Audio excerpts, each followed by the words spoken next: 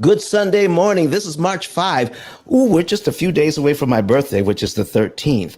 And next week, listen, we're going to be doing replays again because your boy is going to be in Dubai for his birthday. Follow me on Instagram right now. Follow P.I.L.L Method on Instagram right now. So you will be able to see our pics from Dubai, videos, reels, the whole 9 yards. We're going to be sending that back so you can see what's going on.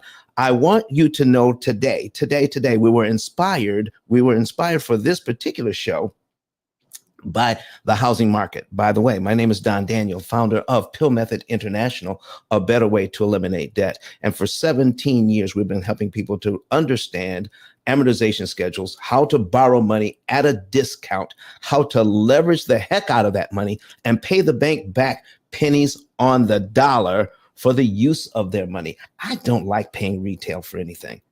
Listen, we're going to show you how to get your money at a discount even after you've closed on the loan. How about this? You closed on the loan, you go back maybe a few months later, you met the P.I.L.L Method, and you say, I got this 75% off coupon. Now, I'd like to cash this in. Your bank has no choice but to honor it. Let's show you how to save that money, everybody. We got somebody on the stage. Broderick, how are you, sir? I see you raised your hand. And what is it? And if you're talking, we can't hear you. There you are. Hey, how's it going? It's going, man. It's going well. What's up with you today? Man, nothing much, man. I've been meaning to catch your shows, man, because you featured with my broker Janelle some months back. Janelle Compton here in Houston. Okay. We were talking about the P.I.L.L Method, so I just wanted to dive in much deeper and actually see what it takes, or what do I have to do to actually get maybe a one-on-one, so I can not only help myself because I just bought a rental property, but I want to be able to provide my clients this service as well as a realtor. Well, listen, man, all you have to do is start out by asking a few questions. All right. So anything you want to know about this process, about lending, you just ask. And I'd like to answer some of those questions today. Do you have time to hang around with us today? Yes, sir. Let's do it. All right. So what we're going to do, sir, is first of all, you're a realtor. How long have you been a realtor? I've been a realtor for about 6 years now. Okay.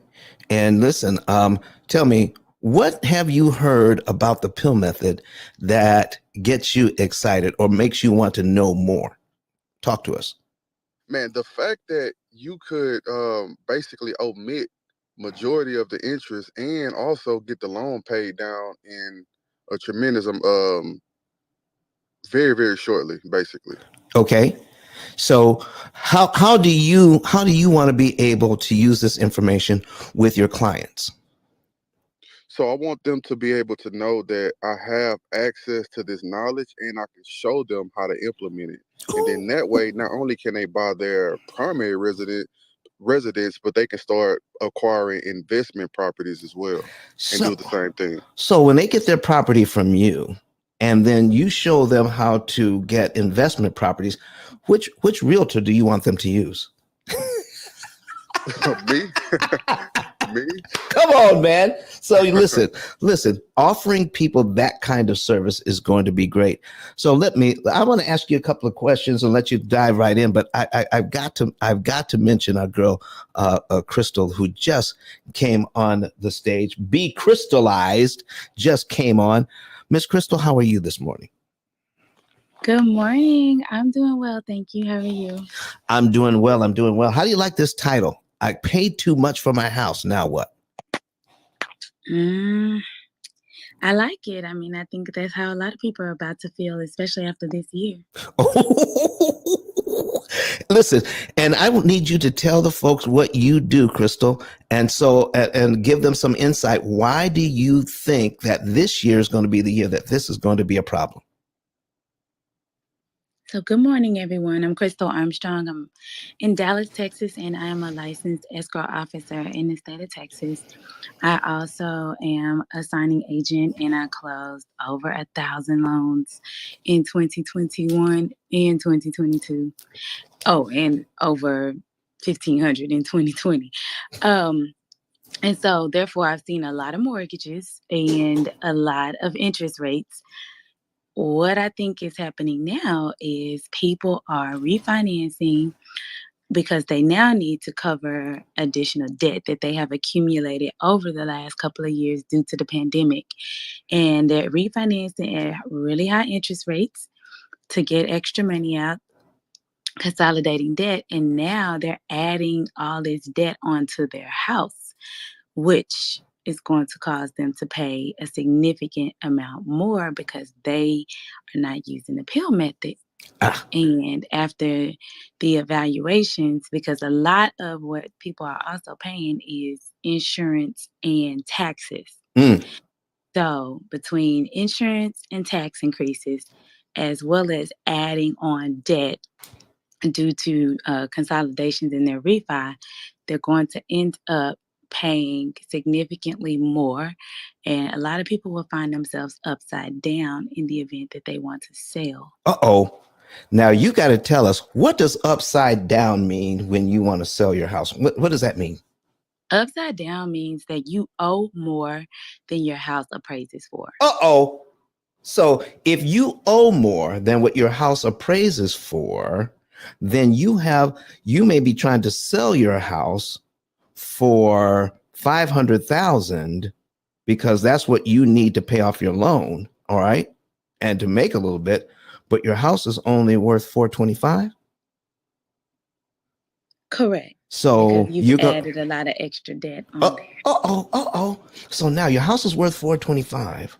All right, but you need to sell it for 500,000 just to break even. You're not even making money on the deal at 500 grand, but you're 75,000 underwater. So if the best offer you're going to get for your house that's worth 425 is actually 425, that's the best offer you're going to get. So you have to bring $75,000 to the table to sell your own house. Yes, and I was talking to one of my sorority sisters who's a bankruptcy attorney, Mm-hmm. and she was sharing with me that she has now acquired a couple of new clients. One lady is over $128,000 behind on her mortgage. Mm-hmm. And of course, with all of those penalties and interest, she now owes probably more than her house appraises for. Oh my goodness. You know, that is coming. That's coming. And what can we do to And prepare that's going for to it? happen. Right. That's going to happen to a lot of people. So, I mean, bankruptcy is an option for some of them Mm-hmm. because if you haven't had the money to pay the mortgage over time, and also what she was explaining to me how it works is when you're in bankruptcy, you have to make your payment to the court. And if the court deems you ineligible to qualify for what those payments are to get you caught up, Mm-hmm. then you have to let go of your house. Oh my goodness. Listen, folks, we paid too much for y'all. Let me before we introduce the credit goddess and RB, the realtor, let me tell you one thing and one thing now, before we even get started and put this out here. You should never, ever feel bad about providing a house for your family when the market was white hot. And that was just what you needed to pay to get into the house. You overpaid for the house, yes, but nobody here blames you for that because you're providing a home for your family. There was additional we're going to provide additional information you didn't have before so that so that you can now deal with the situation you're in and be better positioned to deal with situations in the future. It is not your fault that you didn't have all of the information if no one was providing the information. We want to make sure that this is a space where we can provide you information so that you can be better suited to navigate these financial waters better. But I want to make this abundantly clear. If the information you needed was not being supplied anywhere else, don't ever blame yourself for providing a house for your family. That's where we're going to start today. So, Credit Goddess, how are you this morning? I'm great. How are you? I'm doing well. I'm doing well. I see you got your partner here. Y'all be doing some good work. Credit Goddess, will you please introduce yourself and tell the folks what you do and tell us what you think about this title? Oh, absolutely. Hey, everyone. Happy Sunday. My name is Rose Laura Lewis, also known as Credit Goddess. I'm all things credit score improvement strategist. I'm also a business credit coach, NAV business loan broker, and an educator in the credit space. So let me see the title. I paid too much for my house, so now what? Oh. Ah. Oh man, it's so many different angles that I can approach this, but I mean, if you pay too much for your house, like you said, we're not blaming you for providing a home for your family, but if you pay too much for your house, I say, hey, get with the P.I.L.L method. Apply that tactic so that way you don't have to be in that space where you're feeling like I'm paying for this house and I pay too much for it. Pay it off. Because if you understand what you're paying in interest costs over time for the house that you feel like you have overpaid for, I mean, if we add the interest on top of that, okay. So the goal is just to pay down the interest cost for borrowing that money to pay for that house, and then that way you don't feel as though you still have a debt that you owe, but you have a home that you finally own, where you can pass down to your children. That's all I got to say about that. But let's talk about strategies on how to pay off the home. Because now that we got a home for you and your family, is now to just pay it off so you can fully own it. Exactly. So here's what I'm hearing you say. So if you're upside down, all right, because right now the market is softening in some places. Real estate is regional, folks. Here in Huntsville, Alabama, it's still white hot. There's still not enough housing here. But in other places around the country, it may be softening where houses are staying on the market a little bit longer. And and the buyers have more leverage to do what they need to do. And you might need, if you're in those areas and you need to sell your house, you may be in a position where the value of your house has dropped slightly.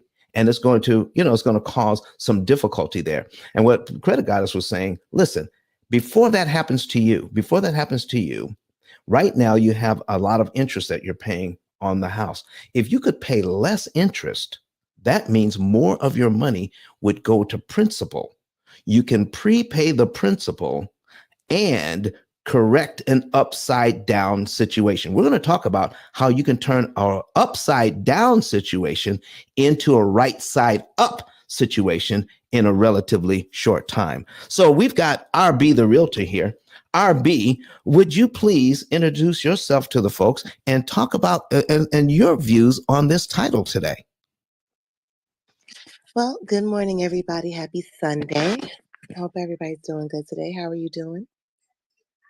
I'm on top of the world. I'm doing great this morning. Come on, RB, talk to me.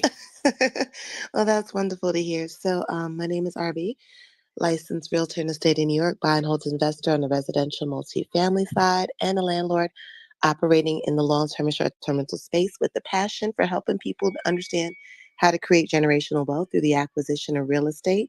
I do have a whole bunch of things that are coming up. A mastermind for Women's History Month, a networking event that's happening in the month of April, and a free first-time homebuyer seminar that's sponsored by Dime Community Bank. That's happening on March 25th. And we have a mastermind panel with myself, Tax Deed Wolf, Colleen, Sean from I Kept It Real Estate, as well as Russell Gray from the Greater Harlem Real Estate Board, talking about how to get off market listings and things of that nature. And that's happening on March 18th, all of which you can find on rb10k.com or either go to the link in my Instagram bio. But to talk about paying too much for your house and now what? Well, you're going to have to learn how to create some revenue. I feel like from your I property. was gonna say that, RB. I think, Make some more that's, money. Let's there listen. you go. You got to Let's learn how talk to about make. it. Let's talk about it because with more revenue, RB, what could you do? What could you do if you had more revenue? Well, you can click the link in my rb10k.com card because then you'll see how to produce a profitable property, which is one of our masterminds that we have coming up. But you know, there's a lot of ways to create revenue from your property, the inside and the outside, whether it's a single family co-op condo or a multifamily. A lot of people have unusable space or underutilized space, and there's other people that need space that you're able to tap in with them so that you can provide them with what they need, because there's always a need for things that you might not need for somebody else. So whether it's space in the way of creating rental situations, whether you're utilizing the property to um, have it as, like, something on peer space where you just have somebody do photo shoots, whether you have people use your yard space to do entertainment, whether you're using underutilized space for storage for other people, whether you're using the garage, the driveway for parking, whatever it is, there's 1,000 different ways for you to actually create revenue. And we do talk about that in my Producing a Profitable Property Mastermind that I have coming up this month. But, to be honest with you, you should be trying to generate revenue from your property at all times, even if it is your primary residence. Mm-hmm. And then if you couple that with the strategy that you have to pay down your house quicker, Mm-hmm. then it's a win. So, once you have an asset, there's so much you could do with it because you own it. And that's not the case when you rent something. So, the biggest thing that you need to do is get yourself an asset. And even if the asset is a little bit more costly than what you expect, you find those different strategies that I can help you implement to be able to produce revenue. So that way, your strategy is paying for itself while you implement the P.I.L.L method to pay it down quicker. Okay, folks. So here's what we're talking about. Ian, who brought Ian up here? Somebody put a badge on him.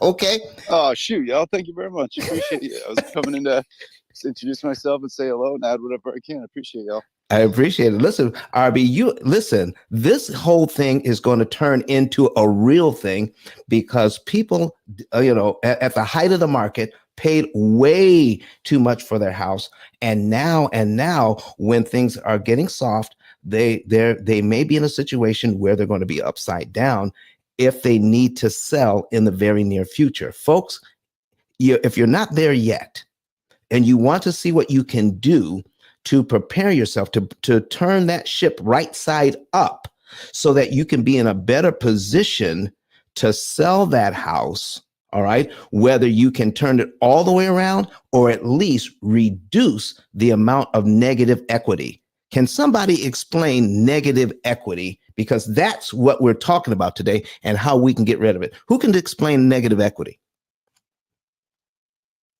Isn't that when you're upside down? Oh, Like yes. Crystal said? Okay. Yes. So meaning that, so if you have negative equity, you owe more than the house is worth. So that's negative equity. We want to reduce that negative equity as much as possible and even become so that you can actually acquire positive equity. And you can do that in a relatively short time if you understand how an amortization schedule works and how you can take advantage of it. Ian, go on, folks. Go ahead and introduce yourself to the folks, and tell us what you do, man. Morning, sir. Thank you very much. Morning, everybody. My name's Ian Jensen. I am a real estate agent and real estate investor. I'm in Southern California right now. And what I do is I educate vets and service members about how to use their VA loan. That's our specialty.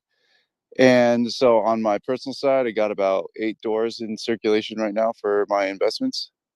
And yeah, I'm happy to do whatever I can. I like it. I like the topic today. It's really, really, really good. I just had this conversation with a client of mine actually, because he's worried about the payment.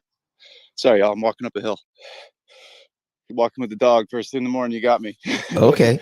So no, it was a funny thing because we were talking. He's worried about the payment, so he's going to get a extra family member to move in with him. And I told him that a good way for him to, if he's worried about it, to take that extra income from that because he can afford the payment. Take the extra income and throw that on top of the principal to start paying it down. To kind of talk about the subject matter that you're the expert in, right? So yeah, I'm great. I'm really happy to learn in and provide whatever I can right now. All right, folks, we're going to be putting some things on the screen around that subject, but folks, there are several ways we can handle all of this, but we need to understand the main problem here in getting and dealing with turning negative equity into positive equity. So, Broderick, did you have a particular question about how all of this works today before we jump in? No, I wouldn't say a particular question. I just want to get the information overall because, like I say, not only for myself but for my clients, because I do acquire a lot of my properties, no money out of pocket up front through the process, and when I refi, I take money out as well. So I leave with the check as well. So, and that's what I teach to a lot of my clients and students. Okay, so folks, I'm going to put this on the screen and we're going to talk about this particular issue. And if you're in the audience and you have a question, please raise your hand. We have a lot of experts on stage that can handle this. We got some newbies in the room. I see some party hats, and congrats to you for being here this morning. And listen, follow your moderators. Some of you are brand new to this room. Follow your moderators, and anytime we're in a room, and you click that always bell, you will be notified, and then you can come in as well. So we are in the Mortgage Syndicate this morning. Mortgage Syndicate is basically on 5 days a week, Monday through Friday, from 6 a.m. Eastern to 12 p.m. Eastern, 6 hours a day, 5 days a week. And this is the P.I.L.L Method Club, and we partner with the Mortgage Syndicate on Sundays. So you want to join our club and our house. So we have a house as well. Join our club, join our house, and follow me as the moderator. And we're going to give you some good information starting today. So let's go ahead and put something on the screen. And let me get this ready. So we're going to share the screen. And we want to do the entire screen. And there we go. So if you want to see this, all right, if you want to see what I'm putting on the screen, go to your secondary device, and like a laptop or a tablet, and you can search on YouTube P.I.L.L Method. And then you'll be able to see what we're talking about today. So if you're new to the room, that's what we're doing. We're live on social media. We're live on YouTube, Facebook, Twitter, and LinkedIn right now so that you can see the examples. So right now we're putting a $450,000 mortgage on screen right now at 6% interest, 360 months, that's 30 years, and let's see, $2,697.98 is the payment. So Kurt, can we go ahead and put that on the screen?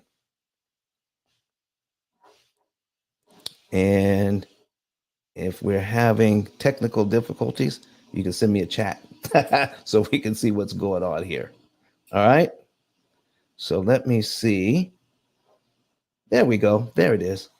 All right, folks. So Kurt Nugent is our engineer. He's bringing things up so that you can see what's happening. 450,000. So I want to know, while we're getting things ready, everybody, go ahead, share the room, ping a few people in here because they are going to want to see how we take care of this. I'm going to make this just a little bit bigger so that you can see what's going on. Here is the main problem with this loan right now. Any loan, okay, with any loan, is how much interest we're expected to pay.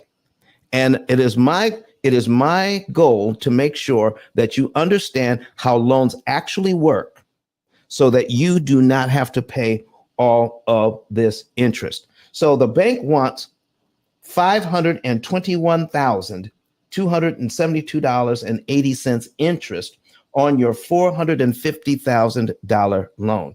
So, folks, here's my first question. How in the world is $521,000 6% of the $450,000 you borrowed? Well, it's not. All 6% loans for 30 years.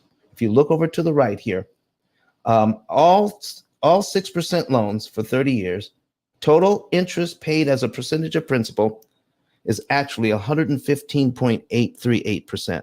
The bank wants you to pay 115% more than you borrowed in interest, making this loan the total cost of the home over 30 years, $971,272. Here's my first question, everybody. Who in here that's on the stage, and I need you to respond, who in here wants to pay $971,000 for their $450,000 purchase? Okay? Who in here needs to do that? Who wants to do that? Does anybody want to do that? If you don't want to do that, say no. Okay? Put no in the chat. So somebody said no. Listen, No for me. She said heck no. Somebody said hell no. Credit Goddess said no. Nobody wants to pay $971,272.80 for their $450,000 purchase. If you are online right now, if you're online, okay, I need you to put something in the chat as well. Let me see your comments. And Ann, who's watching us on YouTube, says no. Okay, Yesi Contreras says no. All right, mi esposa habla español muy bien. She's getting me to work on my pronunciation. So I hope I pronounced Contreras correctly. And Taro Majors said no, no, no, no, no, no. All right. And now we have 17 people watching this online. I need you to see what's going on right now. The reason why, all right, and I need you to write this down if you're taking notes. The reason why anyone gets a loan for a house, or you can call it a mortgage, okay, it's to the true purpose is to purchase equity. You're purchasing equity. All right. I want a house. I don't have 450 grand. I go to the bank and they say, we provide a service. Here's the service we provide. We will purchase the house for you. You can buy it back from us. So the more you pay us, the more equity, the more potential equity you actually have until you have 100% equity. 100% equity means you have bought the house completely from the bank, and now you're the owner. What I thought I was a homeowner when I moved in. Yeah, that's the term, but it's kind of misleading. The real term is home buyer. You're a home buyer when you move in, if you have not paid for the home, if you have not purchased all the equity from the bank. Okay, so you're a home buyer until that's done.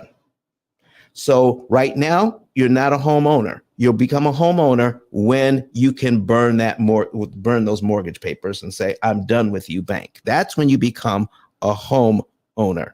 All right. All right. So listen, folks, here's what we're talking about. I need you to see how we purchase equity from the bank and how all of this is set up. And we're going to break this down piece by piece. We have to see it piece by piece so that we can know what is actually going on. So I'm checking to see, we got somebody who wants to come to the stage. So if the moderators can kind of watch the stage for me and bring up people who've raised their hands. And so we can talk a little bit with anybody who wants to come up. So let me see here. Is there anybody else that wants to come up? All right, I'm checking. No. All right, folks, let's understand how to read this amortization schedule and how we purchase equity. And with this basic information, then we can use RB's ideas, Credit Goddess's ideas, anybody's ideas, so that we can turn this thing around and make a bad situation a lot better. All right, so here's how we're purchasing equity from the bank. On that very first payment of $2,697.98, when you make that payment to the bank, then you have just increased your potential equity by $447.98, meaning you have increased the distance between how much you owe and how much the house is worth. Okay. Or if you are upside down in the house, now you have decreased the amount of negative equity. All right, by $447.98. If you're trying to decrease the amount of negative equity by $447.98, but you have to pay the bank $2,250 in interest to get it. Do you see the dilemma here, folks? You're trying to turn a negative equity situation into a positive equity situation, and the bank has the nerve to charge you $2,250 in interest, and you borrowed the money from them because they had it, and they said, we're going to do you a favor. We're going to buy the house, and you can purchase it from us. You just pay us back at 6% interest. Well, let me show you something here about this 6% interest and how that works. I'm going to put a calculator on the screen, and you're saying, Don, if this 6% interest, why are they charging me $2,250 to do that? So here's what's going on. We're going to put the interest rate in. We're going to put the interest rate in the in my calculator, okay, which is 0.06. We're going to divide that by 12. We get a number here, 0.0005. Let me tell you, here's what the bank is doing with your loan. They're taking 1/12 of the interest rate and multiplying it by the unpaid balance to get the very next interest payment on the very next line of your amortization schedule. So if you're at payment number 1, then the bank wants to use $449,552.02, the remaining amount that you owe, to figure out how much interest you pay on the very next line of your schedule. So if you start out at $2,250 on line 1, then on line 2 of your schedule, your interest now is $2,247.76. Folks, that's not even $3 difference. Your interest cost per month didn't even go down by $3. It is so expensive. And well, let me put it this way. It's inefficient. You have all of this money. You have all of this money going to pay for the house, but only a few dollars of that money actually does the job you want it to do. You want your money to pay for your house. And the bank is in the business of taking your money so that they can build more houses for them. Is that why you got into this? To buy more houses for the bank? Or did you get into this to purchase a house for your family? Let's see what we can do about this, but we've got to understand what they're doing first. So we're going to take that 0.005, we're going to take the 6%, we're going to divide it by 12, and then we get 0.005, and we're going to multiply it by the principal balance. All right. So we're going to multiply this times 449,552.02 equals $2,247.76. This exactly what you have on line 2. That's exactly what's there on line 2. All right. So, Credit Goddess gave me some insights on this. I just took the formula that she gave me. I tweaked it a little bit. Credit Goddess, how do you like that part? Okay. I like it. Okay. I said, well, this is what my Asperger's brain sees. So let me turn it around in a way that I can understand it. And this is what we came up with. But $2,247. Now, what is actually going on, folks, is the bank isn't taking your $450,000 and somehow multiplying it by 6% to get how much interest you pay them each month. That's exactly how it doesn't work. What is actually happening is this. They're using a formula, all right? And let me bring up the formula that they're using. All right. So we're going to do this. The formula for amortization formula. Okay. Here it is. Here's the formula that they're using. They're using this formula because it's a way. It's just one way of probably thousands of ways. But here's one way that you can borrow money, get a payment you can afford so that you can pay off your house over 30 years. It's a formula that you can use. It's a way of doing it. But the way that it's set up is it takes too much of your dollars to run it, to make it work. So here's what we're doing. So let me go back to this. So we don't want it to work that way. All right. What we want to do is see how we can make it work better. So the bank says, to make this work, let me bring up my calculator again. Every month, we're going to charge you 1/12 of the interest rate every month for 360 months. Essentially, it's not one mortgage because every time you change the principal balance, they have to charge you again. So isn't that a new amount? Isn't that a new fee? Isn't that a new mortgage?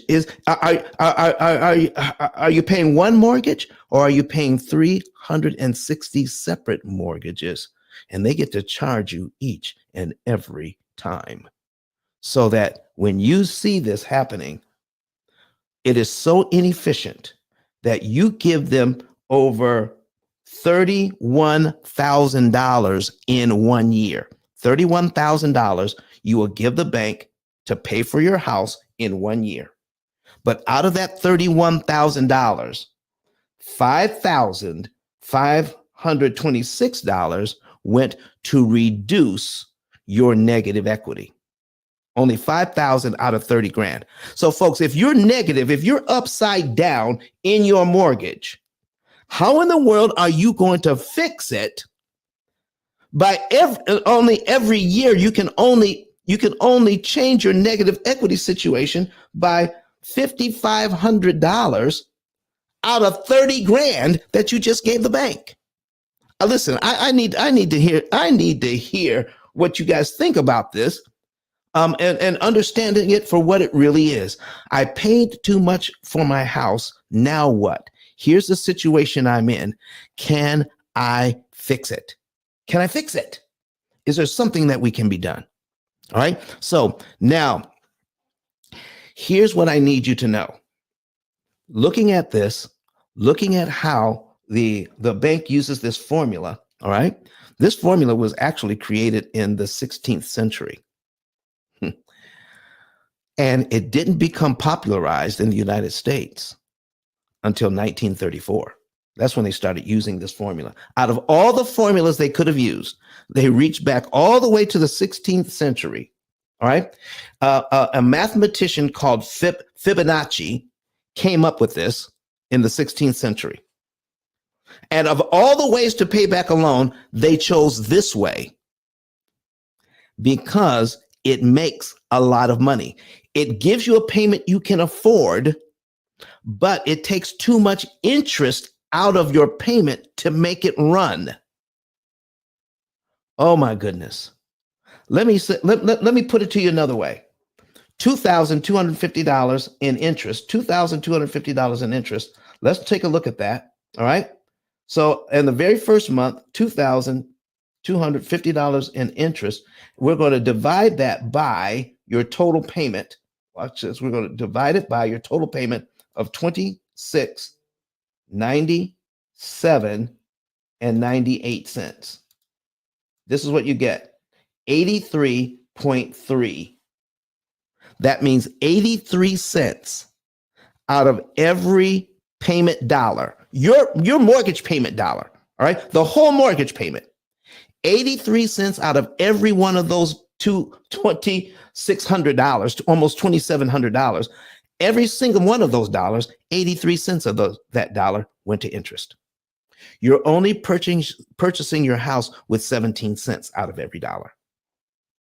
That's why if you're upside down in your house, it's going to be almost impossible to fix it just making the mortgage payment. We've got to do something else. What is the real problem here, folks? What is the real problem if I'm paying 83 cents out of every dollar in interest? Is what I paid for the house the problem? Is it trying to provide for my family the best way I knew how? Is that the problem? Were my eyes too big for my pocketbook? Was that the problem? That one. Or was my problem how much money they're charging me to use their money? Is that the problem? Oh my goodness, credit guys. You know what? Come on. Okay, so talk to me. Okay. Because I'm always like thinking of all the different ways. And, some people would say, you know what, this is highway robbery. But when we lend money to family and friends, we don't charge interest. It's free, right? And I wish that the banks would do that, but hey, they are in business to make money. But would you say the problem is that they put the amount of time to pay them back is the problem too? Because if we were purchasing a home and we didn't have the banks, we would have been saving up the money to buy the house full price, right? So we would aggressively save the money to buy the house because that's the only way, right? Right. So if the banks give us the money to get the house right now and we pay them back later, do you think the problem is that they gave us too much time to pay back the home? Even though what you're talking about right now, Ice, you're talking about how you can pay off the home in 7 years. Right. So what is really the problem? Is it the fact that they're comfortable with the idea of paying the house off in 30 years, that they're not going to aggressively pay it off in 7 years? Credit goddess, that's a very good question, because I was in Houston this past week. I was in Houston and I was talking to middle schoolers, 8th graders. Okay. And believe it or not, talking about this subject, I actually got a standing ovation from 8th graders. Okay. Really? Yes, from 8th graders talking about finances. Okay. But here's what I told them. We put a $200,000 car that they would probably, like, a $200,000 car right next to a $200,000 house. And I told them to buy this car, if I wanted to finance the car, the bank is only going to give me 7 years to pay this car off. $200,000 car. But they'll give me 30 years to pay off a $200,000 house. They said, what? They listen, they're trying to understand. They're trying to understand at their age, why would anybody, if you could pay off a $200,000 car in 7 years, why would anybody pay on a $200,000 house for 30 years? Now, at that age, they're beginning to ask the questions we should be asking now. But you are exactly right, Credit Goddess. We get so used to doing things a certain way, we don't ask the same questions a child would ask because they're still innocent. We've been conditioned to think this way. So I'm trying to provide some unconditioning so that we can do something a lot better. All right. But you get a lot of pushback on that. Yeah. I don't understand. Well, see, not from the kids, not from the kids. Not from the kids, from the adults. You get a lot of pushback. A lot of pushback because when you've learned something one way and you've been entrenched in that way for so long, you get a lot of pushback because it goes against everything that I've learned. Now I'm uncomfortable. I was comfortable, Don, and now you provided some other information that's going to cause me to think, and now I got to think, and now I got to make a new decision. Do I want to do the new thing, or do I want to keep doing the old thing I've always been doing? Now I got to make a choice. So the kids aren't making a choice. They're going to look at that and say, what? So I asked the kids, what is something you want to buy? What is something you want to buy? And they said, what if I wanted to buy some Nikes? I said, okay, let's buy some Nikes. All right. And so they said, well, I'll pay about $200 for these Nikes. I said, okay, I will lend you the money.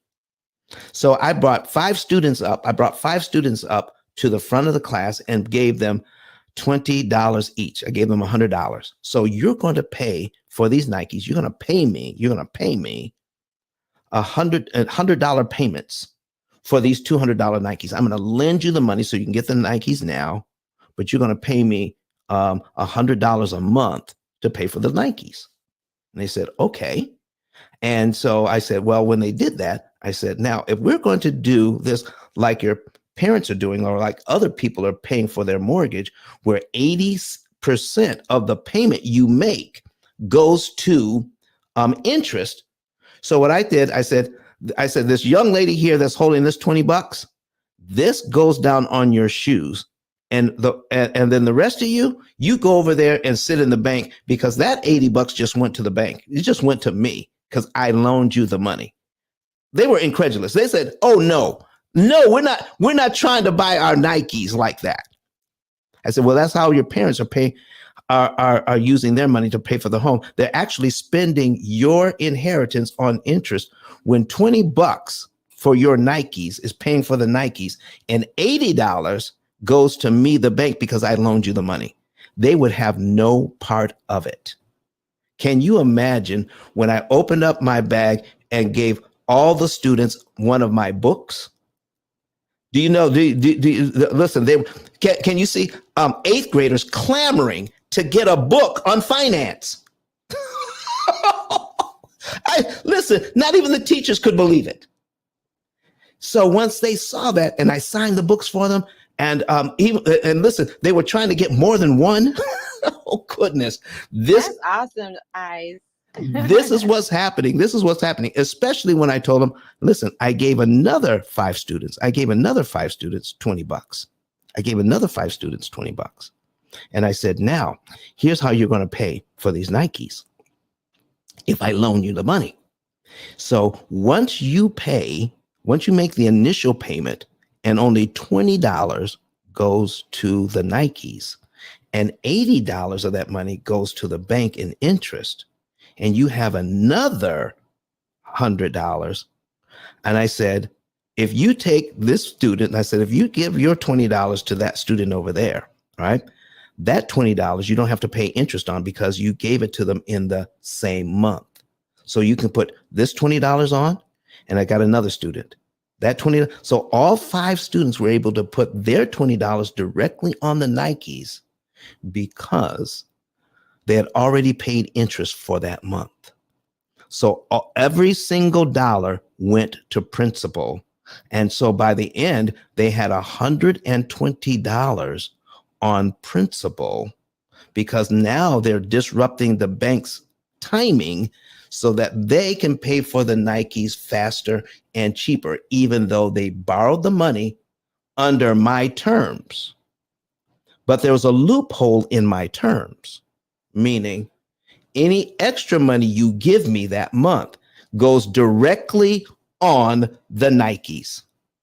Oh, man, they got that book. I don't know if they read it, they took it home to their parents, or just what. But then I said, I need you to look it up. I need you to go ahead and look it up. So they looked it up online. They saw that it was on Amazon. They saw the P.I.L.L method. They looked at that, and it says, and then somebody actually went on YouTube and said, how many views do I have on my channel? It's over 800,000 views on my channel, folks. This is what's going on. This is what the kids look at. So if your 8th graders can get excited about this process, I'm going to show you how you can get just as excited today. So, Credit Goddess, what do you think about that? I love it. I love it. I was asked by the city here of Boynton. I'm going to have to use that tactic, that activity for the kids I have to teach down here, college and high school students. But I love it. I love it. If the kids can get excited about that information and early, imagine how they will be when it's time to start adulting and they learn this information from you. They're gonna always remember you, Don. We need to teach the kids to teach the parents. Exactly. And I get it, because once you start becoming an adult and you have all these responsibilities, you're on a go. And when you get into that space where you're like, okay, this is it's just on autopilot, right? And to have to change up and switch up is going to take a lot of strategizing, a lot of new ideas and things like that. And sometimes it's just not enough brain cells to have to think of something new. So I get it. I totally get it. So while kids are fresh and they're not clouded with all the responsibilities and things like that, you got to catch them early. And if the parents don't have the time to do that, then this is why it's important for us to do this. So I applaud you on that. Good job. Thank you so much. So, folks, we're going to take a break right now. We're going to refresh the room. We're going to make sure that everybody knows what's happening. Where are we? We're in the Mortgage Syndicate. Okay. All right. And this is the Mortgage Syndicate Club. Join the club if you're not a member of the club. Also, join the P.I.L.L Method Club. You can click on my profile, join the P.I.L.L Method Club and the P.I.L.L Method House. And the P.I.L.L Method House is called the ICE House. Okay. ICE stands for Interest Cancellation Expert. And we just I just gave you an example of what you can do with understanding how prepayment of principal actually works, so that 8th graders got excited about how they can borrow money at a discount to purchase Nikes. And they were excited about the book you see on the screen right now. It has been a 6-time #1 bestseller on Amazon. And it is called the P.I.L.L Method, a better way to eliminate debt. You have the basics right here in your hot little hands on understanding what the banks don't want you to know. All right. So we're going to get back to this example. I'm going to show you what you can do to fix your upside down situation if that's where you are. All right. But also, if you want to know the month, day, and year you could be debt free. And if you're upside down in your house, if you would like to know the very month you would go into positive equity, the very month you go into positive equity, in a very short period of time, you can know that by getting a savings and earnings report today. Okay. Get a savings and earnings report. Click on my link above and when you click on that link, ice10k.com, ICE, the number 10, the letter K.com. All right. All right. And let's see, I'm going to put that in the chat. ICE 10K. I'm online here, but you can, if you're on Clubhouse, you can just click the link. ICE. All right. 10K.com. All right. There you go. Now, you'll see a button there. When you open that up, you'll see a button that says get a savings and earnings report. Fill that information out. Follow all of the directions. All right. Follow all of the directions and make sure when you're putting your cell phone number in, all right, to get it verified, make sure your cell phone number goes right up against that one. Don't leave any spaces, no spaces when you're putting your telephone number in, and then get it verified. We'll send you a code as as a text message. Take the code, put it back into the website, and then click on I want to save now, and we'll let you into the room where you will get to see our financial form. Fill that out, and you can know the month, day, and year you can be debt free, if that's your goal, with it usually within about 7 years. And I'm not talking about just the mortgage. I'm talking about the mortgage, the credit cards, the student loans, the car loans, all of it in about 7 years.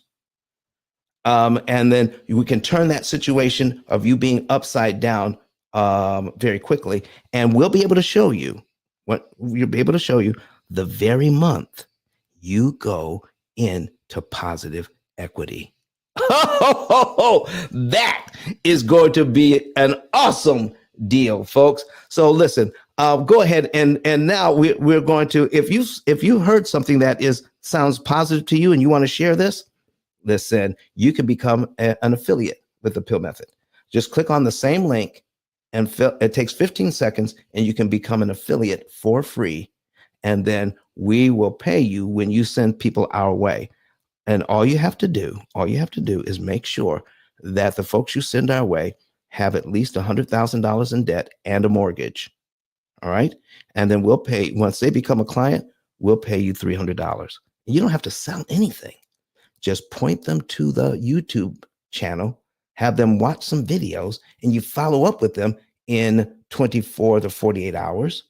And then ask them, do they want more information? They say yes. Go back to the 10K card. Go back to the 10K card. And there's another button that says, then you can fill that out. You can send us a referral.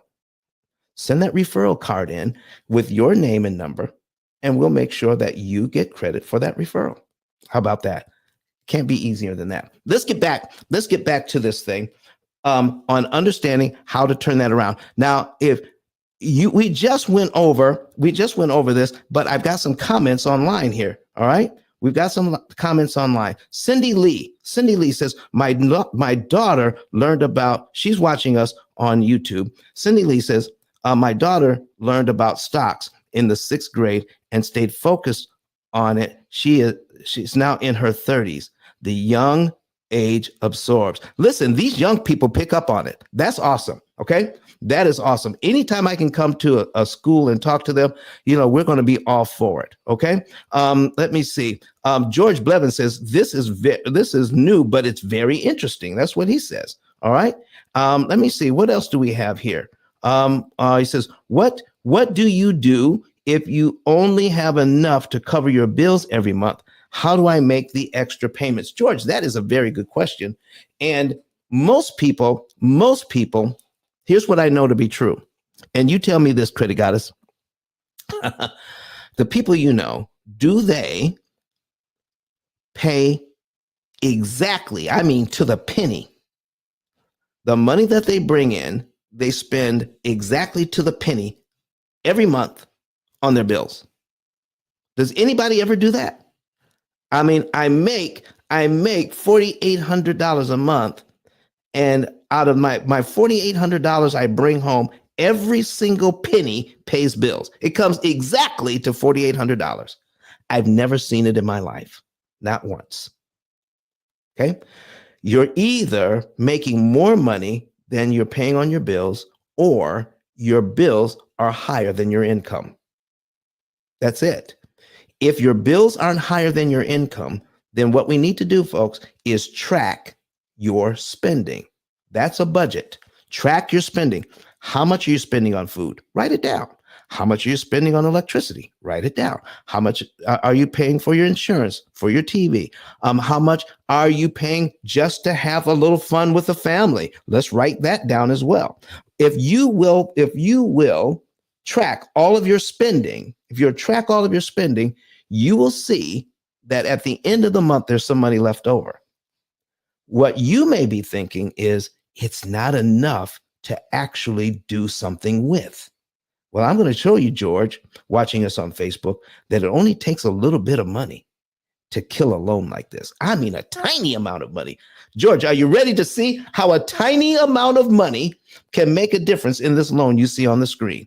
Oh man, man, man, man. So Adrian, watching us on YouTube, says home ownership seems so overrated and stressful right now. Yes, if you don't have all the information, Adrian, it can be stressful. But once you learn the rules to the game, okay? Here is what's going on with this loan. We don't know the rules to the game, so we think we have to purchase equity like this, but you don't. I'm going to show you how you can win at this game. All right. Ann says, love that. Love that. Kids seriously get it. Yes, they do. Dennis Glebe says, Don, looking. All right. He's going. I'm actually meeting with Dennis Glebe. He's looking forward to our meeting coming up on Monday. All right. And let's see. Adrian says, I hate. All right. This is going to be serious, folks. She says here, I hate. I lost my home due to arson. My interest rate was 2.5%. I'm without a home. I'm now looking to rebuild a different home on my lot or buy another home, but the interest rates are ridiculous. Adrian, let me tell you something right now, and I hope I get a chance to talk about this today. The higher interest rates when it comes to paying off mortgages are better than the lower interest rates. And I'll be able to show you that today. I'm not just talking out the other side of my mouth. The higher interest rates are actually more conducive to saving interest and paying off the home early than the lower interest rates. And I'm going to show you the numbers. Okay? Adrian, we're going to do that for you today so you can feel better. All right, you already lost the home because it burned down. Let's not add insult to injury with the high interest rates. All right. And because you can control not the interest rate, but you can control the interest cost, how much you actually spend on the interest. Okay. So let's jump right in. Let me show you what's going on with this thing, folks. I need to put the thing back on the screen and we're going to show you what I did with the kids. I gave them a scenario where they were buying Nikes, okay, $100 a month. And they were outraged at the fact that I was charging 80% of the payment they gave me. I was charging them the interest, 80% of the money they gave me. All right. But I showed them after they paid the 80%, what could happen after that. Every dollar that they gave me in the same month went to principal. They gave me another $20. They put another $20 on the Nikes. They put another $20 on the Nikes, and it didn't cost them anything. All 100% of the money they gave in that same month went to principal to pay off the Nikes. Oh my goodness. Well, I'm going to show you how that works right here, right now. So if we make a payment number one. Okay. I got a new young lady on the screen. Ms. Contreras, how do you pronounce your first name?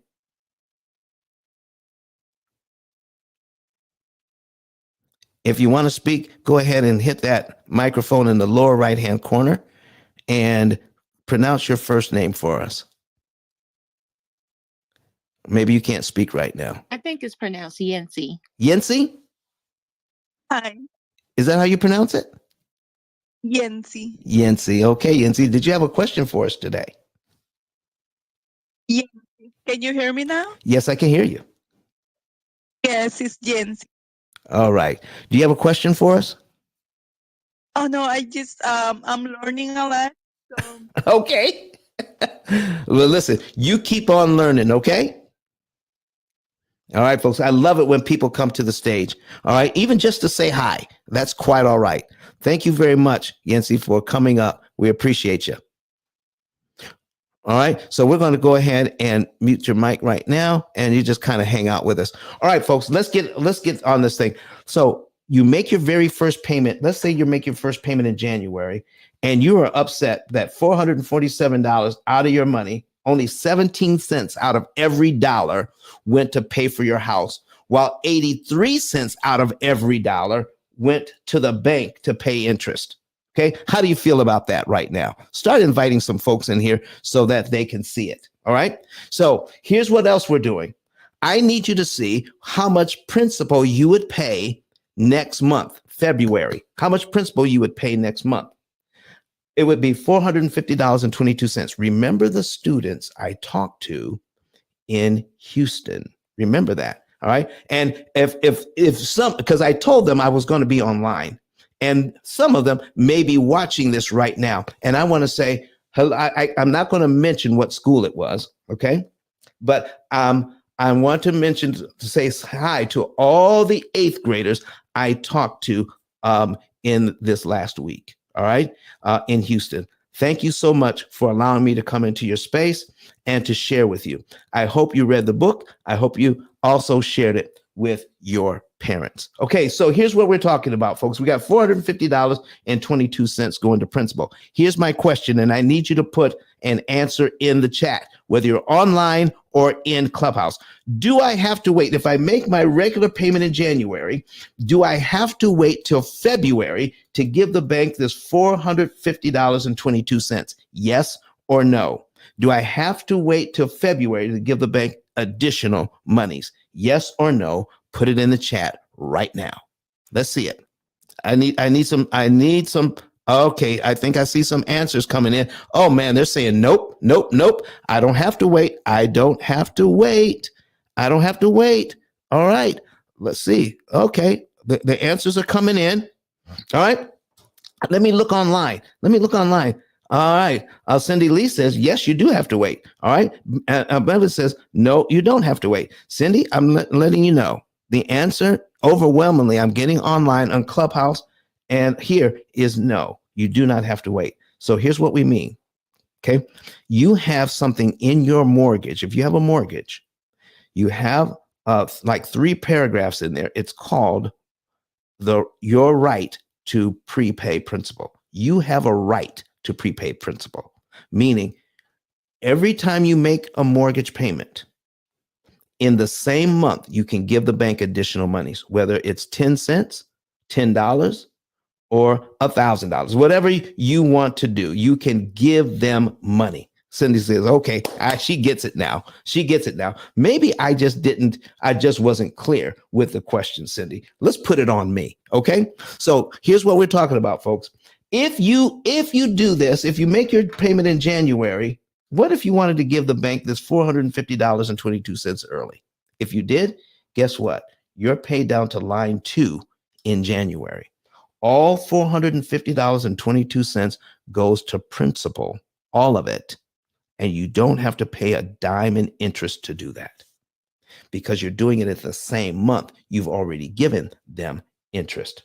So you get to eliminate line 2 from your amortization schedule for only $450, not the $26.97 the bank is looking for. Number 2 is gone. You're paid down to here in 1 month. So we have just decreased our negative equity by $450.22 for free. For free. It didn't cost us anything to get rid of some of that negative equity. $450. Boom. I need you to see this. Now, this $2,247.76 in interest on line 2, that went away. You never have to pay it. Because you give the bank this $450.22 early, you just skipped a $2,247.76 payment you never have to make to the bank. I need you to put this in the chat. Has anybody ever explained how a mortgage works to you like this before? Yes or no? Has anybody else besides the P.I.L.L method explained how this mortgage works? Yes or no? I need you to put it in there right now. All right. Porter says no. All right. She okay. All right. Lipitwa says no. Lana Smith says no, sir. No one has ever explained that to us. Okay. Listen, how did that ever escape our educational service? Listen, folks, if you're hearing this for the first time, you really do need to follow me. You need to follow me if you're not following me, because we're going to have more information just like that. Listen, the no's just keep coming. And somebody said, Jordan Burton said, what? Are you kidding me? He says, Jordan says, I need to hear that again. All right, Jordan. Okay, Brent, Jordan, just for you, one more time. If you make a payment in January, you make your payment in January, and let's just say you have a few bucks in the bank, and it says, oh, I need to pay them February, $450.22. If I give that early in the same month in January, I'm paid down to line 2 in January, just like the students paying for the Nikes. And I get to skip this $2,247.76 in interest they wanted to charge me. But now I made it impossible for them to charge me because I gave them the money early. And my next mortgage payment for February is actually on line 3 of the schedule. You got rid of line 2 for only $450.22. That is what's happening. Folks, continue to share this room. Ping people in.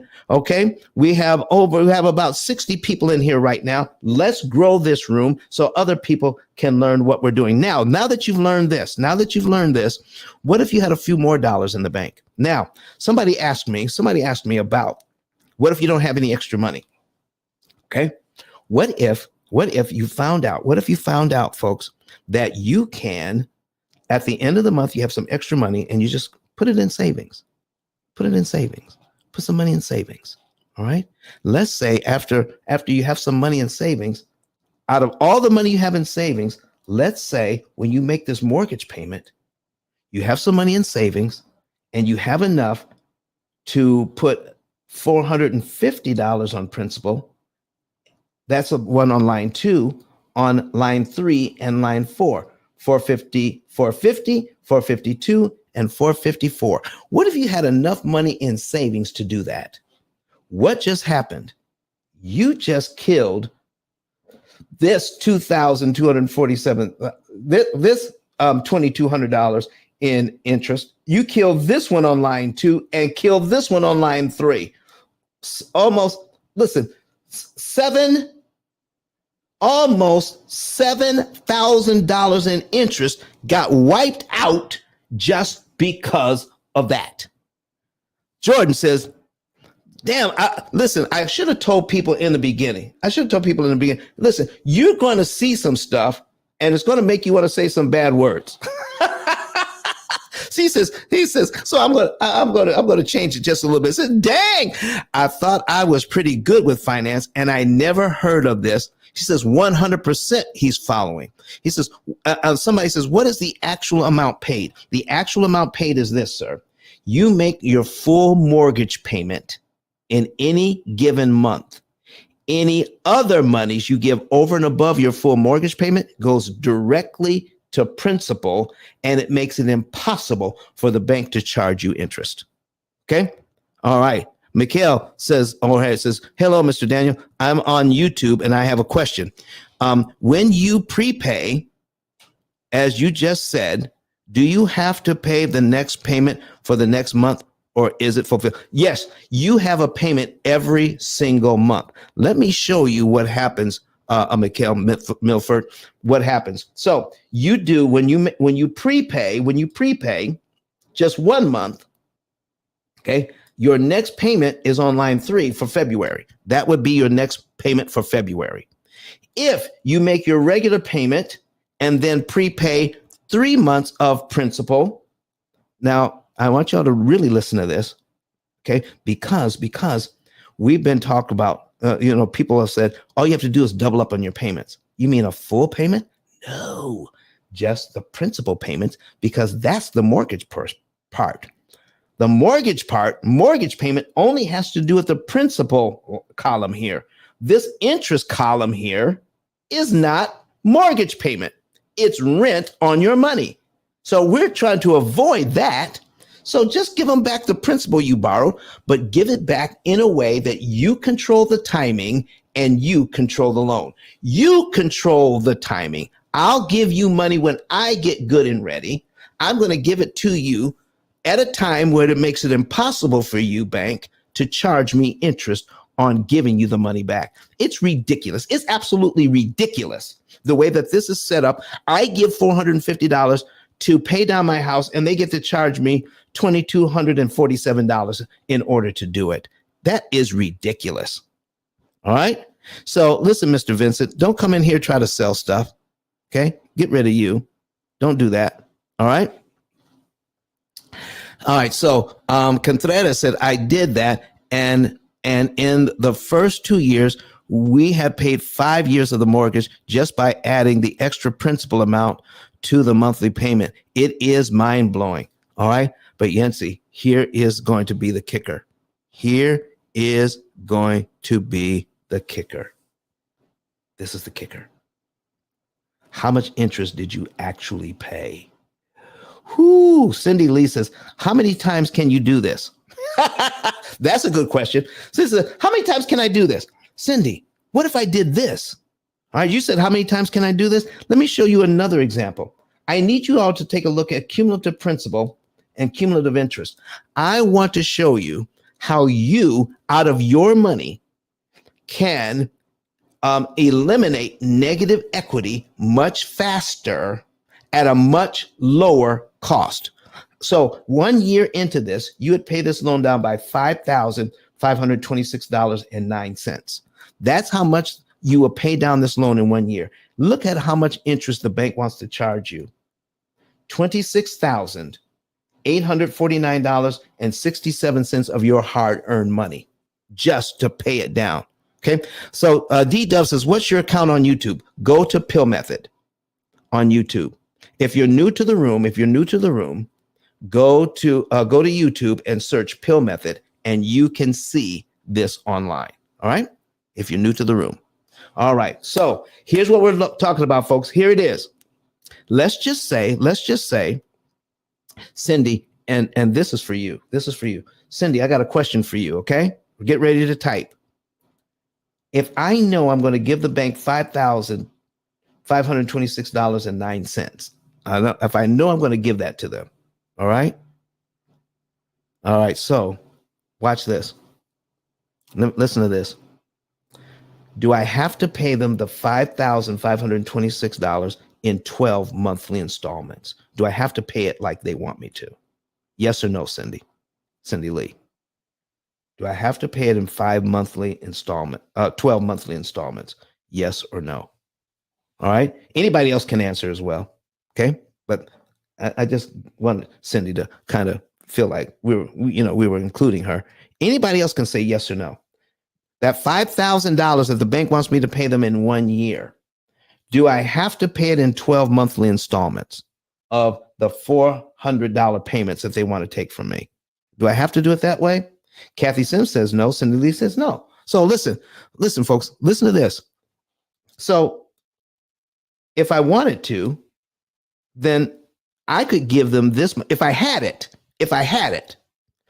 wanted to give it to them in 1 month, on the very first month, would I be paid down to right here in January in 1 month?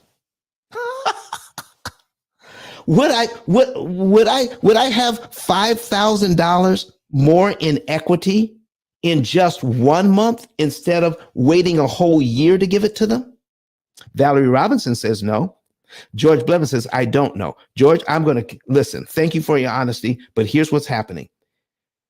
You could give that money, if you had it, you could give them this money, $5,526.09. Let me show you what's happening here. Okay. Folks, it's as simple as this. I owe $450,000 on this mortgage, $450,000 on this mortgage. We're going to give the bank the $5,526.09 in 1 month, not over 1 year. So we're going to subtract the $5,526.09 in 1 month from what I owe, and it equals $444,473.91. The exact same number that's right here. So folks, if I had the money, why wait to get my equity? I can get it in 1 month. And my next mortgage payment, if I did that, would be on line 13 of this amortization schedule. I just knocked out 11 payments I never have to make. I just got $5,526 in equity, not for $26,000, but for the $2,250 on line one. I just got my $5,000 in equity, and I just saved $24,624.93. I never have to pay the bank. So you're getting your equity faster in 1 month, and you're getting it cheaper because we're not following the bank's program. Oh my goodness. This is just the basics, folks. This is just the basics. What if you had a computer program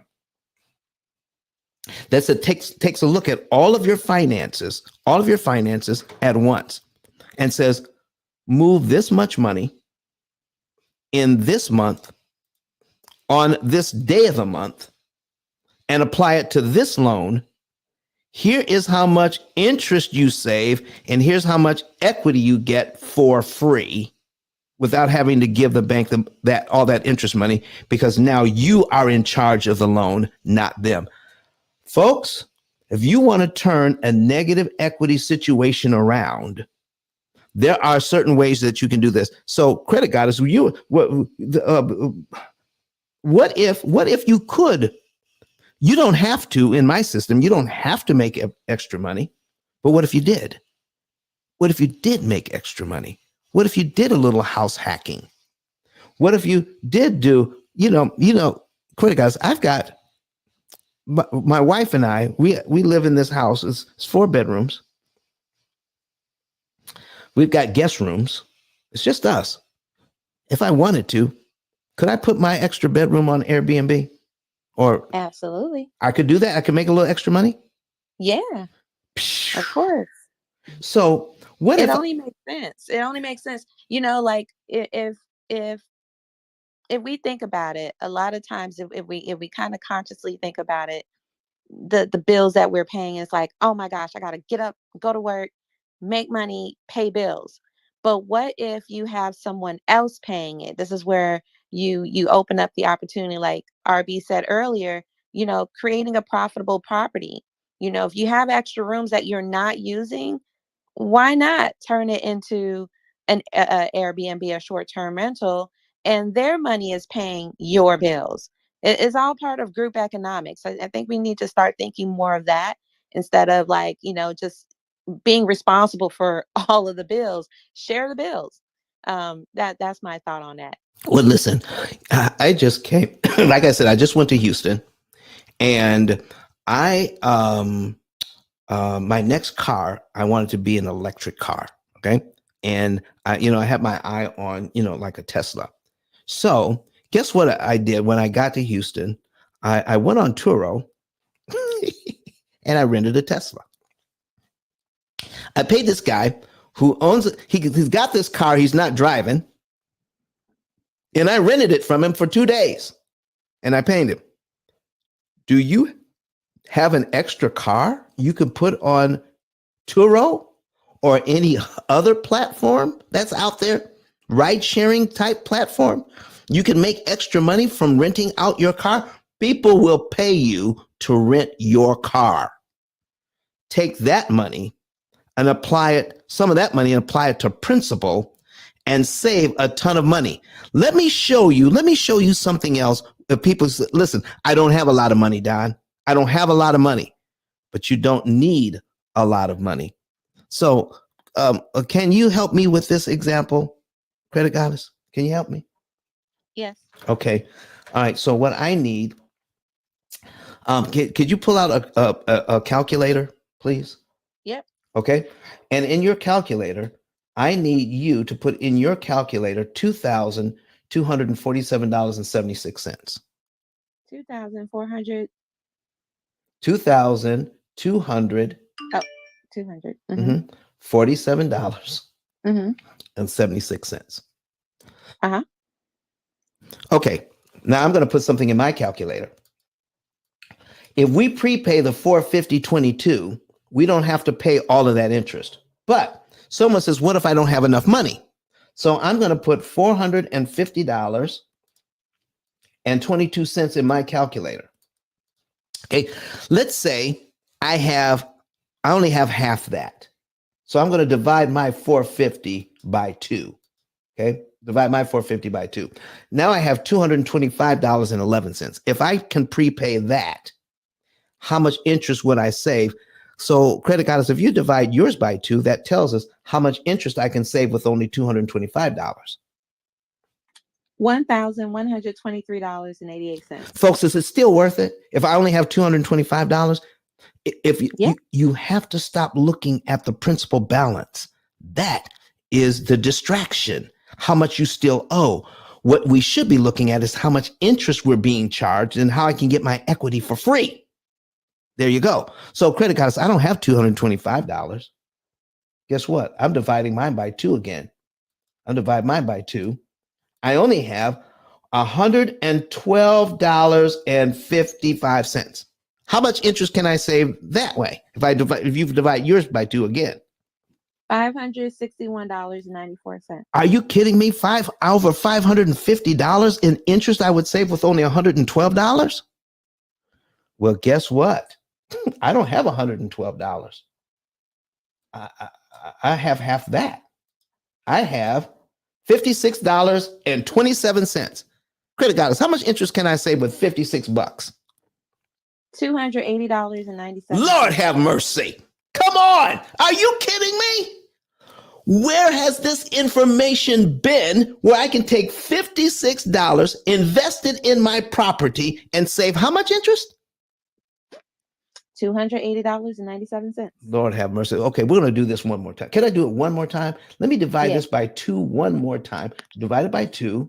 Okay, divide it by 2 one more time. I have $28.13. $28.13. How much interest can I save with that? $140.49. Are you telling me so? A dinner at what is it? What is it? Something Bees. What's Applebee's. Applebee's. A dinner at Applebee's, $28. Okay, I could take that money and save me how much interest? $140.49. Wow. So, folks, are you getting me, guy? That you don't need to have a lot of money. That's a distraction. Listen, I want to know what I can do at $14. Okay, I'll divide this by 2 one more time. I want to know what I can do at $14. See, there's no excuse, folks. There's no excuse not to prepay. Even if I have $14, I can save how much interest? $74. $74. My $14 applied to principal can save me $74 in interest. I never have to pay the bank.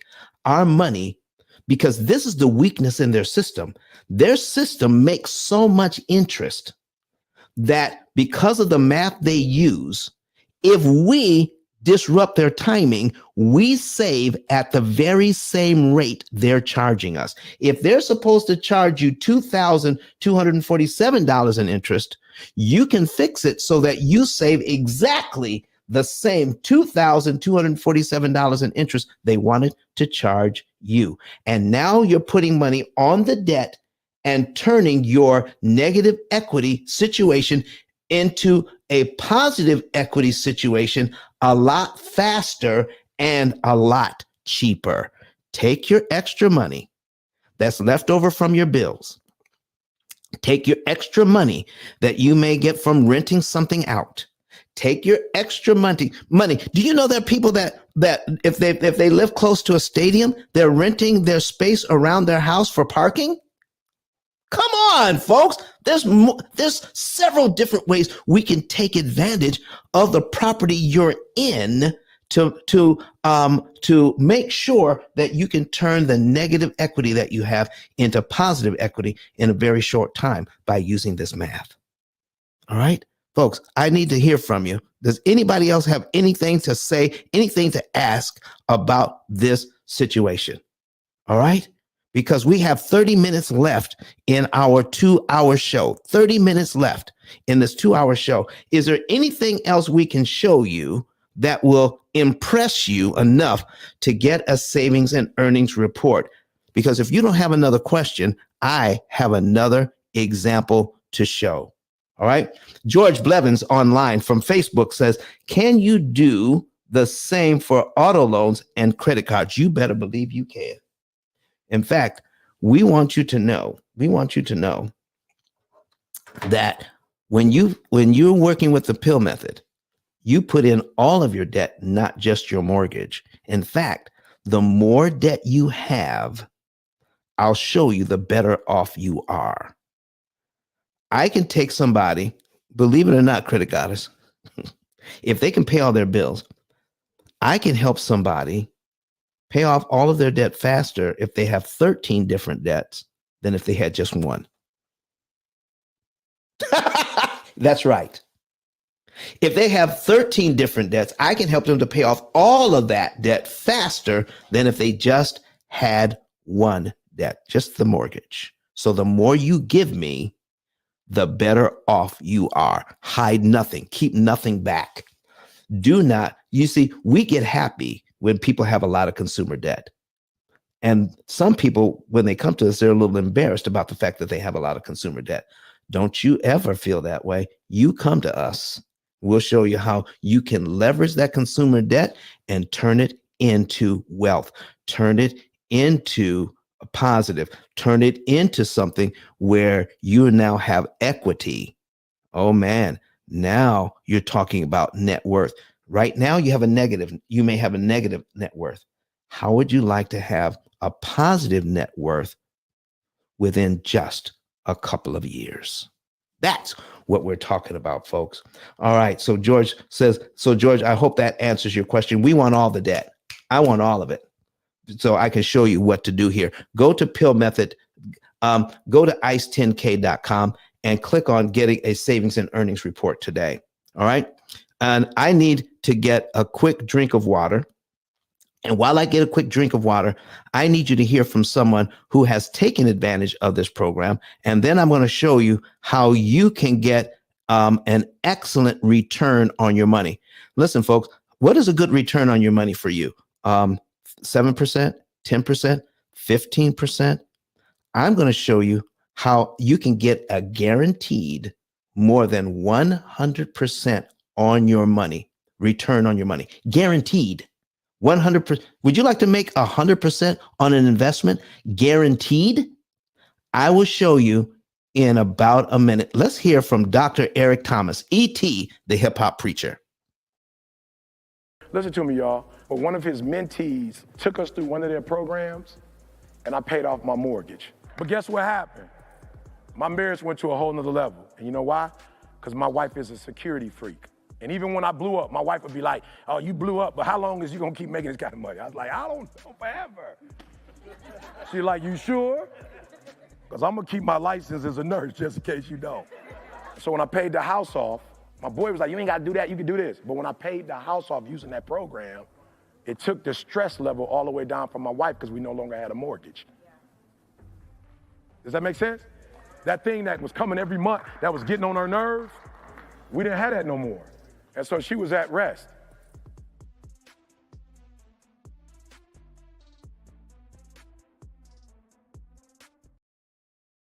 All right, ladies and gentlemen. So that was E.T., the hip hop preacher. I mean, he's the #1 motivational speaker in the world right now. And he used the P.I.L.L method to make his wife feel so much better about the fact that their house is now paid off. So we have something from Weaver, the wrestler. And Weaver, I'll have you know that I wrestled in junior high, high school, and college. And my college wrestling days was at Western Michigan University. So if you're a collegiate wrestler, freestyle wrestler, congratulations. So he's on the other side of his mortgage now, where he has about $1,500 going to principal and only $500 going to interest. Can he use this methodology? So here's what you're looking at, Weaver. All right. So if you want to understand this, you have a certain amount of interest you have left to pay. So the question is, as I pay off my house, do I want, of all the interest I have left to pay, do I want to pay even less than that? Okay, that's the question. Now, when you ask that question, when you look at how much money it's going to take to pay off the interest that you have left. You have to look at how much interest can I save? But when you're in your situation, Weaver the wrestler, okay, Weaver wrestler, guess what? You also have to think about, could I use that money to invest to make more money somewhere else? When you ask a financial question of any so-called expert, their first answer to you should be, I don't know. We have to do the math to figure it out. How much interest can you save because of your income, but also how much money could you make in the same amount of time you have left to pay on the mortgage? So we have to do some math. It's called opportunity cost calculations. I can use the money to save interest. How much? Or I can use the money to make interest in a safe investment. How much? And that will tell you if that's something you want to do that's going to be financially feasible for you. Now, if your goal is not specifically saving money, let's say you have a goal that says, I need to pay this house off sooner. I'm getting ready for retirement. We're moving out of the country. Whatever it is. Okay. Let's say it's not about making money. Maybe it's a goal of just having it paid off. The answer is then to you, yes, you can use the system to use your discretionary funds to add to principal, so you pay the house off cheaper. And the cheaper you pay off the house, the faster you pay off the house. Folks, the P.I.L.L method has never really ever been about paying off the mortgage fast or your debt fast. It's about paying it off cheap. I want to borrow money at a discount, so more of my money will go to principal because less of my money goes to interest.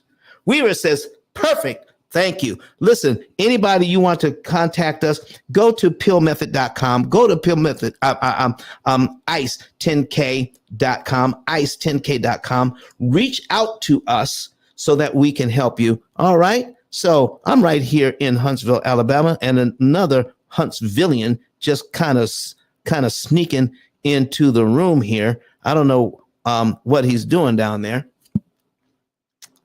But Tiny Home Plug, what you doing, man? I am actually driving down to Louisiana right now. I just hit I-65.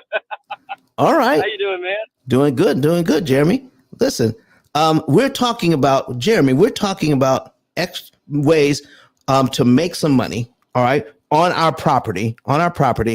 And in Huntsville, have you run into any zoning problems with putting a tiny home on your property and renting it out like an ADU?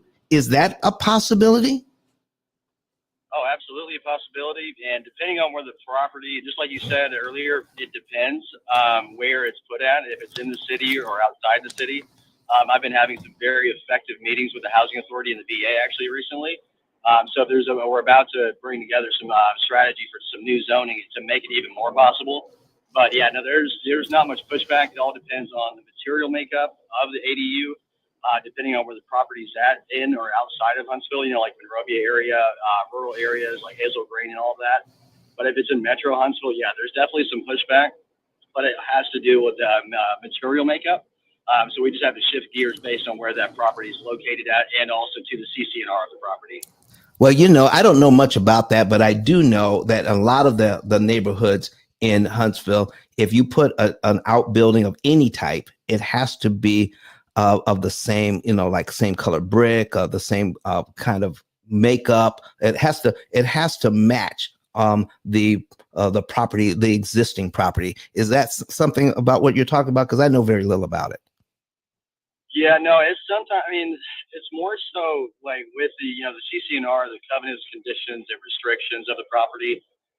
If it's like in Monrovia Harvest area, they don't mind if it's like a 20-foot shipping container, or if it's a panelized cabin.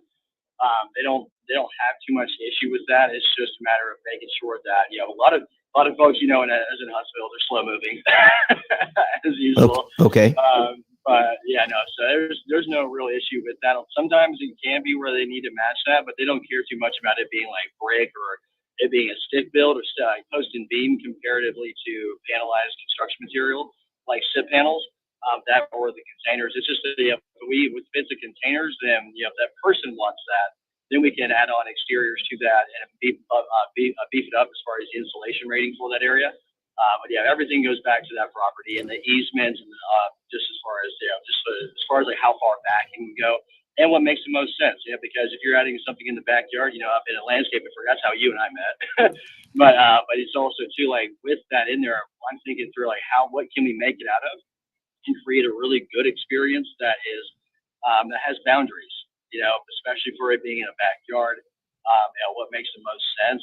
So a lot of the material makeup goes back into the real, like the wall panels, the electrical, the plumbing, the foundation components of that based on that property and Okay. what they're willing to allow. Okay. Well, listen, I got you there. So here's what we're looking at. I'm going to show one more example because I promise how people can get a fantastic return on their money, 100% return on your money, not just 10% or 15% or 25%, over 100% return on your money guaranteed. And I have you and RB here for the rest of the time. We're shutting it down at the bottom of the hour. All right.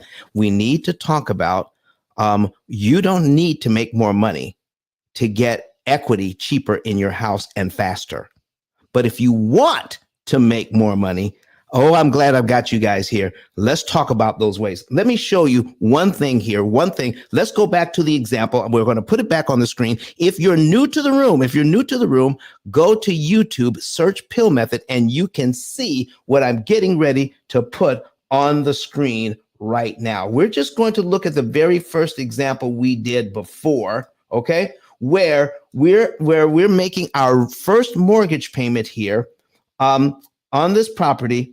Where $447.98 is going to principal and $2,250 goes to interest. And we're looking at the principal payment in month 2.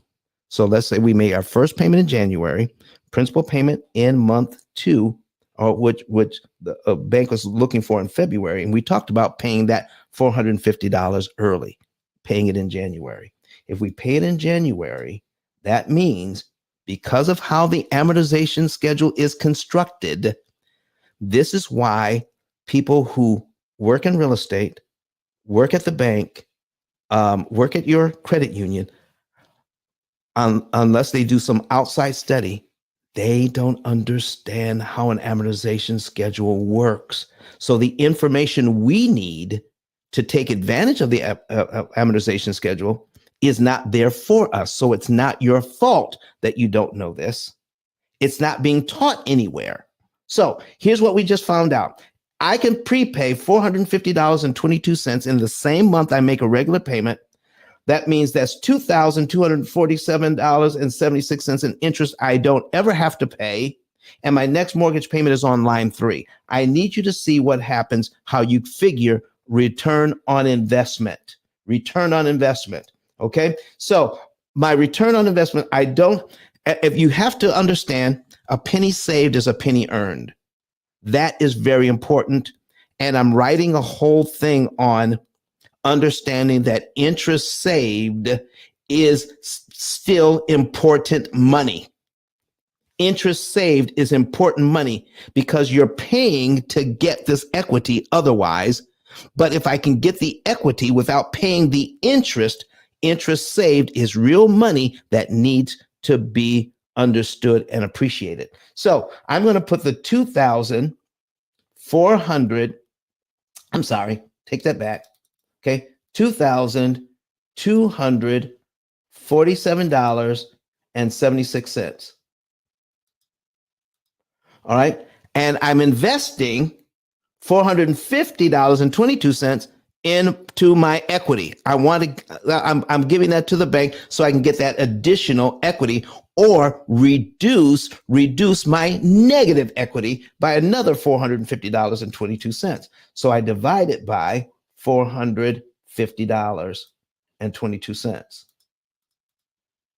I moved the decimal place 2 places right to here, and that's a 499% return on my money. I'm investing $450.22. I'm instantly got that equity for free, and I just reduced my overall interest cost on the house by exactly $2,247.76. That is a 490. That's 500% return on your money, folks. Why wouldn't you use $450 that way if you had it?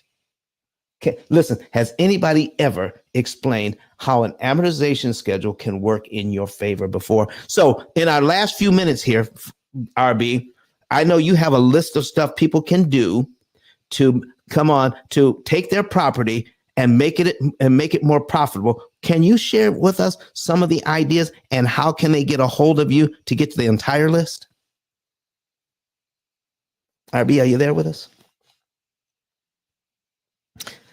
Until RB can come in. Jeremy, just give us some ideas of how we can use these tiny homes to make more money. You know? Are we speaking in terms of a homeowner or a commercial?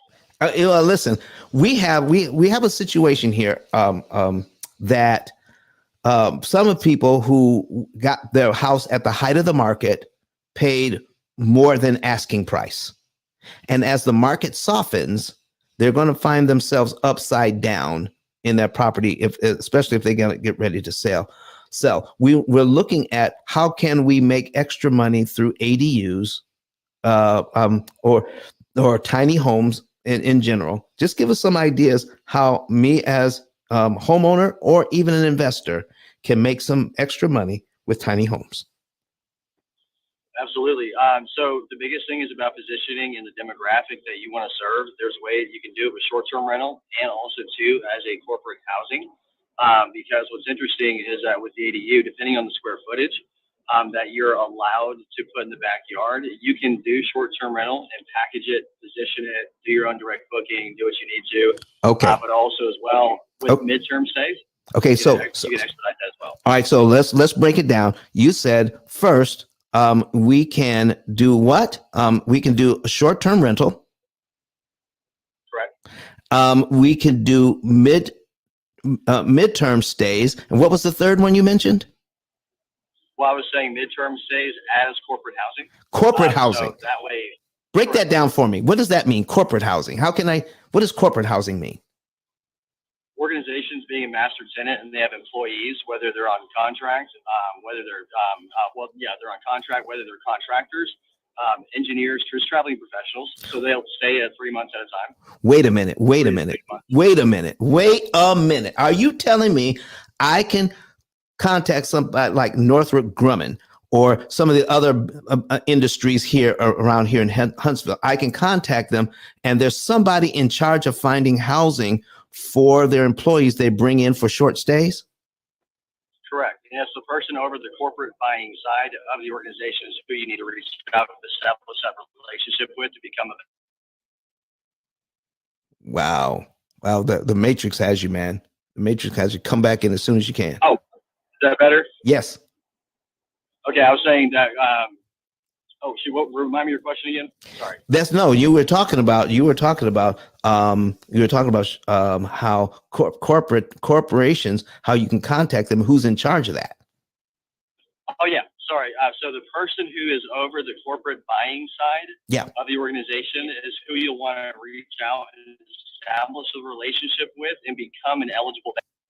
There you go, folks. So, Jeremy, how can people get a hold of you if they're thinking about, listen, I don't want to be upside down and I got this property. What's the best way I can? This is just one thing you could do if your covenants and restrictions and blah, blah, blah, blah, blah that you were talking about will allow me to put an ADU on my property, a tiny home, but that I can rent out either short-term rental, midterm, corporate rental, or even long-term. How can they get a hold of you if this is one of the ways that they want to increase some income? I think it should be a back channel, or go to tinyhomeplug.com and go to the contact page, and the application's right there. My calendar's the last question on the application. Wow, wow, wow. Folks, we're talking about turning a negative equity situation. I paid too much for my house. Now what? What can I do? I showed you the math here, how you can get your equity a lot cheaper and a lot faster and turn this thing around. All right, RB, flash your mic when you can come in and give us some ideas about what we can do to make more money with our property. So, Credit Goddess, are you still here? Or are you talking to RB? Because listen, they have a lot. That's probably it. Yeah, listen, they're working on stuff, man. They're working on some fantastic stuff for people who. I need you to follow RB. I need you to follow Credit Goddess. Credit Goddess has a club here called Cream. RB is always doing fantastic networking events in New York. So if you're in the area, follow these folks. Follow these folks that we have on the stage here. Follow me, follow the club, follow P.I.L.L Method, and follow our house, the Ice House. And we're going to keep continuing to give you more information like this over and over and over again. Let me check the back channel. It says, P.I.L.L Method, can you explain? Oh, P.I.L.L Method stands for prepayment of principal, isolating the principal amount, leverage, and liquidity. I explain that in my book, and we're going to go over that, my book, in just a second. All right. And so let's see here. Just listening. All right. Let's see. Cynthia, I'm on YouTube, but I don't see the live show. Can you tell me how to get there? Oh, you have to go to P.I.L.L Method. You have to search P.I.L.L Method. Put it in the search. All right. And then you'll be able to find it there. All right. And somebody asked, Mike asked, does the system work with a car payment? Yes, it most certainly does. We have people all the time. Daniel Cunningham, everyone buying a house right now is overpaying. That's just the housing market we're in. You're right about that. But you do not have to pay all the interest the bank is looking for and add insult to injury. All right. Let's see how you can get that equity in your property faster and cheaper. That's what this is all about. All right. D says, does it have to be at the same amount each month? Absolutely not. All right. Our program will tell you exactly what to do and when. Let me bring the program on the screen for the last couple of minutes here. All right. So we're going to put a demo on the screen of what the program looks like and a little bit about how it works. So we're going to bring that up. Let me see if I've got any more. Cynthia McCarter says, or rent out a room to she says, rent out a room to a traveling nurse. Yes, yes, yes. You could do that as well. Traveling nurses, all right. They always, listen, they need a nice, comfortable stay, and they're no trouble. I mean, he or she is kind of working 12-hour shifts. They come home, they find something to eat, they come home and they go to sleep. No trouble whatsoever. All right. I've heard this. This is a good thing to do. Mike says, and that's what we're talking about. So live stream. Yep. Click on the live stream and you can see it. All right. So now I'm bringing over, and I've got 6 minutes left of your time, folks. I got 6 minutes left before we get out of here. So let me bring this over here. This is the opportunity cost calculator. And I'm going to reset this to something just very simple here. There it is. So we're going to bring that up so you can actually see what's going on. It's not the same thing every single month. David, look. All right, David, let me see if I can find your profile. And somebody says, I need to start blocking these people when they do this. So let me see how I can block them for coming in here and trying to sell stuff and then running out. So we're going to block you so you can't come back. All right. All right. And doop, boop, boop. There you go. And report. Don't come in here selling stuff. We don't do that. All right. And let's There we go, and get rid of that. Get rid of that. So don't do that. Don't come in here selling stuff. All right, so folks, here you go. It's on the screen right now. And here's what's happening, just for anybody who wants to know. I'm going to cut to the chase. We track how much money you make and how much money you spend. And then the program says, out of the money you're able to save, we're starting this in January, but the program says by March 9, you should be able to have, John and Rebecca Jones here should have about $3,120 in their savings account. That's after all the bills are paid. And we also encourage each one of our clients to make sure you add to your budget how much money you want to spend on the family just to have some fun. Okay? You got to put that in. Now, Mr. Ramsey says that's last. Dave Ramsey says, we're not worried about fun until you get out of debt. No, you have to worry about your lifestyle and your sanity, okay, while you're working, so that you can add it to the budget when you can see how the numbers shake out. The problem with every other program is this, folks. You can't see the outcome at the beginning. With our program, you can see the outcome at the beginning. You can see that of the $227,000 that John and Rebecca owe, they're going to be able to save $179,000 in interest they don't have to pay. Therefore, they're going to be out of debt in 7.7 years with knowing how much money they want to spend on their family every month just to have some fun. How about that? Okay, so now we can see here that we just tell the program how much we're making and how much we're spending. And eventually we get to the point where we're telling the program, oh, the program says, take $2,002 and pay off your credit card to zero, and take $1,116.97 and put it on your mortgage. That's an extra principal payment. Then the program will calculate how much interest you save, $5,435.86. And the program tells you exactly how much money to put on to the penny. So you're eliminating the greatest amount of money in interest per dollar applied. I want to thank everybody for being here with us today. All right. And then I'm going to let the folks go online here, but know this. Let's put the information back up. Get a savings and earnings report. That's number one. Get a savings and earnings report. Go to ice10k.com and get a savings and earnings report. Buy the book also. You can use the same card to buy the book on Amazon, the P.I.L.L method, a better way to eliminate debt. You can also become an affiliate where you can send us referrals and get paid. Your referrals that you send us have to have at least $100,000 in debt and a mortgage, and then you are eligible to get paid. All the information on how to sign up to become a referral partner and how to send us referrals is on that card, ice10k.com. I want to thank everybody for being here. We're going to be back here on Wednesday with more information. Kurt Nugent is our engineer, our producer that makes everything run on the back end so that you guys can see everything. And I want you all to give him a great shout out and look him up as well if you want to do live videos to get your message out. See you guys on Wednesday.